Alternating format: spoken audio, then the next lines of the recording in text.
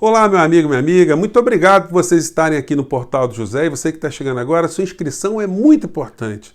É um tipo de participação política, embora muitas pessoas não saibam, não entendam que funcione assim. Não são só os políticos profissionais que fazem política. Nós aqui, quando estamos debatendo os problemas brasileiros, nós estamos, de um certo modo, ajudando com que outras pessoas entendam o que está acontecendo e na hora de votar, na hora de ter uma participação efetiva, façam escolhas melhores para que a gente não esteja, por exemplo, na situação que a gente está, né? Hoje, essa situação que a gente vivencia no Brasil é fruto da mais profunda ignorância somada a um sentimento de ódio, a um sentimento de intolerância, sentimentos muito negativos, justificáveis em alguns casos e absolutamente injustificáveis em outros casos. Nem todas as pessoas são ignorantes porque fizeram uma opção eleitoral numa situação atípica, né? Então a gente tem que sempre entender isso também. Porque a ignorância, de um certo modo, é um ativo político importante manipulado desde que o homem é homem.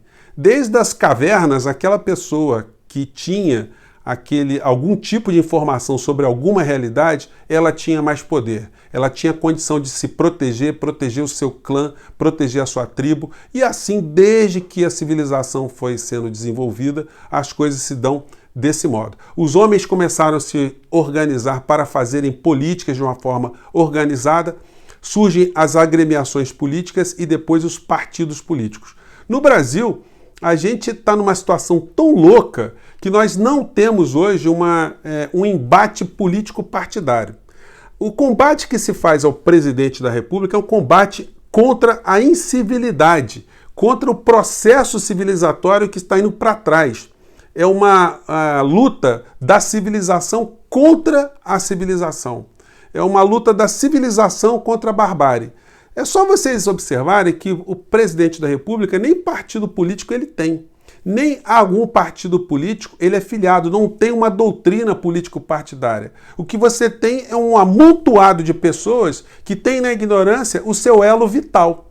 O negacionismo, o ódio, a desinformação, a fake news, a intolerância, enfim, todos os sentimentos que fogem de qualquer tipo de organização para que as pessoas reivindiquem algum tipo de modificação. Então, o nosso embate hoje ele é muito complicado, gente, porque o Brasil nunca conseguiu transformar o seu povo, de uma maneira geral, o nosso povo, num povo com direito à escolarização, à cultura, ao conhecimento, à informação. E décadas após décadas, essas massas de pessoas que se encontram nesse esquecimento, elas acabam sempre sendo manipuladas. Infelizmente, isso se presta às vezes a governos de esquerda, governos de direita, governo de centro. Quando o presidente atual ele deixar o poder e for muito processado, como a gente tem feito a previsão aqui, se a esquerda vier a ganhar o poder novamente, a ser escolhida pelo povo brasileiro para governar o país, certamente não vai desprezar esse conjunto de pessoas que se encontram nesse tipo de situação. Só que se os governos não proporcionarem a essas pessoas uma emancipação, uma elevação na sua condição de dignidade, elas continuarão a funcionarem como ferramentas de manipulação política ou de uso político, né? Muitas pessoas vão ficar com raiva, porque quando eu estou dizendo isso aqui, muita gente fala, no governo do PT teve isso, mas se fez outras coisas. Sim, se fez outras coisas. Mas o resultado final é que esse mundaréu de pessoas que se encontravam na ignorância e no obscurantismo não saíram dessa situação. E hoje, o que nós vemos é isso aqui, ó. O jornal atestando, a gente não sabe até onde eles estão atestando esse fenômeno, com algum temor, né? O avanço estratégico de Bolsonaro sobre os redutos do lulismo. É um erro recorrente subestimar o tino político de Bolsonaro por causa da repulsa que ele desperta. De fato, toda pessoa racional, toda pessoa que tem um mínimo de percepção do que acontece no nosso país, percebe que nós temos um presidente que é um genocida. É uma pessoa que tem praticado políticas assassinas contra o povo brasileiro. Não é nenhum exagero a gente imaginar que no dia 20 de novembro desse ano nós completaremos 200 mil mortos, porque o Brasil está tendo a média de 1.000 mortos por dia. E o presidente da República está fazendo alguma coisa para que se evite esse resultado dramático no nosso país? Ele não foi avisado que essa coisa aconteceria lá atrás? Ele foi pego de surpresa? Por que ele tem tantas práticas negacionistas, tentou desarticular prefeitos, governadores? E mais do que isso, ele ilude o seu rebanho, as pessoas que o seguem, com mentiras. E essas pessoas passam a serem reprodutoras dessas mentiras nas redes sociais, dizendo que a culpa é dos governadores, o isolamento é que matou, por que o povo não tomou cloroquina.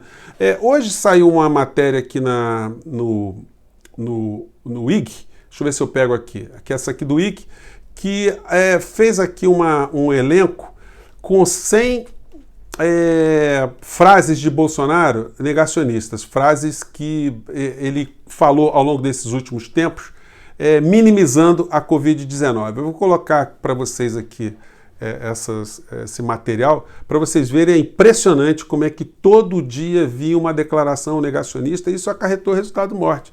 E é aquela pergunta, por que ele está no poder ainda? Ele está no poder porque o presidente da Câmara não se digna a colocar um processo de impeachment para ser debatido, para que o povo brasileiro se manifeste sobre esse tipo de situação, para que o Congresso coloque a sua cara ali, se é cúmplice ou se não é cúmplice desse genocídio que está acontecendo no Brasil. Rodrigo Maia, ele não tem moral alguma para criticar o presidente da República, porque ele funciona como o leão de chácara político, garantindo que o presidente não sofra nenhum tipo de amolação, para que a área econômica, com quem Rodrigo Maia tem grande proximidade, comandada por Paulo Guedes, continue junto com o Congresso, com o Senado e a Câmara, a fazerem todo tipo de transformação legislativa que lesa o povo brasileiro.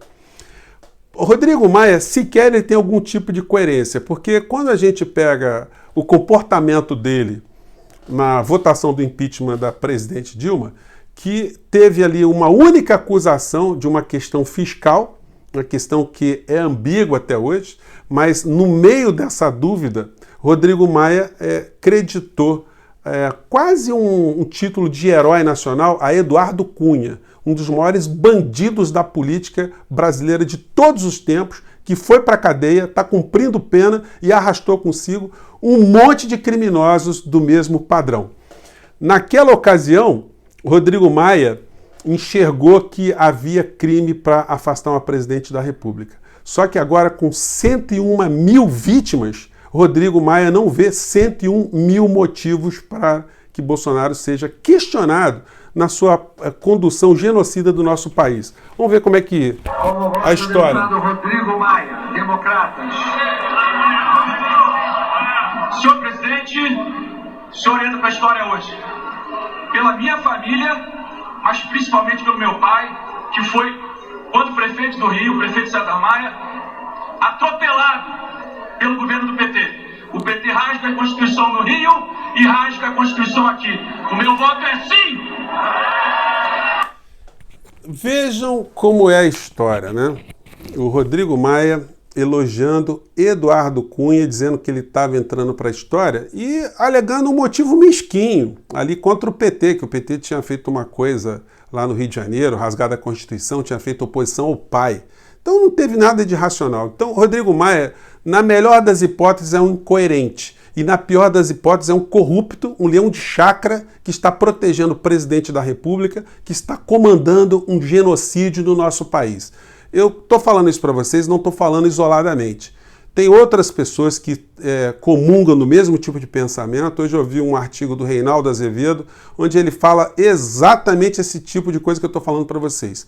O genocídio que está em curso no nosso país é um genocídio consciente. Bolsonaro sabe que está acontecendo isso, as pessoas que estão com ele sabem que está acontecendo isso, mas ele incrivelmente consegue trafegar porque enquanto o Brasil está sendo roubado pela área econômica, ele garante a sua sustentação. Como eu tenho dito também, não se iludam com o tipo de cobertura que a Rede Globo de televisão tem feito desse episódio. Os seus editoriais, as suas apresentações, porque eles também têm interesse nesse sangramento lento de Bolsonaro.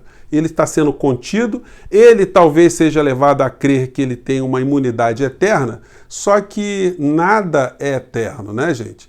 Muitas pessoas que governaram outros países, que tiveram muito prestígio, quando eles viraram alvo do poder político e do poder jurídico, muitos tiveram complicações muito sérias. Alguns foram levados até o suicídio, outros foram para a penitenciária, outros sofreram um ostracismo político. Bolsonaro, com toda a sua vida repleta de dinheiros não confessáveis, transações sem sustentação financeira, compras de imóveis, os seus filhos cada vez mais envolvidos com crimes ou com suspeitas de crimes. Olha, quando tudo isso eclodir, se o Brasil não tiver uma verdadeira revolução econômica para que o povo brasileiro esteja distraído para o bem, com todo mundo com uma vida boa, confortável, com dignidade, ora, se essa situação não for alterada, Bolsonaro vai virar ageni. Ele vai sofrer na carne as consequências de inúmeros processos concretos que o responsabilizarão pelo genocídio que está acontecendo no Brasil, e Deus queira que nós não alcancemos esse número conforme os dados nos indicam que irão acontecer até o dia 20 de novembro, 200 mil mortos creditados nesse governo de genocida. Esse número, inclusive, só não é maior porque eu, você, as pessoas que a gente conhece, que a gente tem visto, todo mundo andando de máscara, todo mundo usando álcool em gel, todo mundo fazendo isolamento, todo mundo deixando de ter um contato social mais intenso, porque se não fossem pessoas como nós, o Brasil teria um número absolutamente genocídico, a última potência, se é que a gente pode piorar ou imaginar um quadro pior do que o que está acontecendo hoje no Brasil. Gente, eu fico por aqui, um grande abraço, vamos até o próximo programa em breve. Até lá, tchau!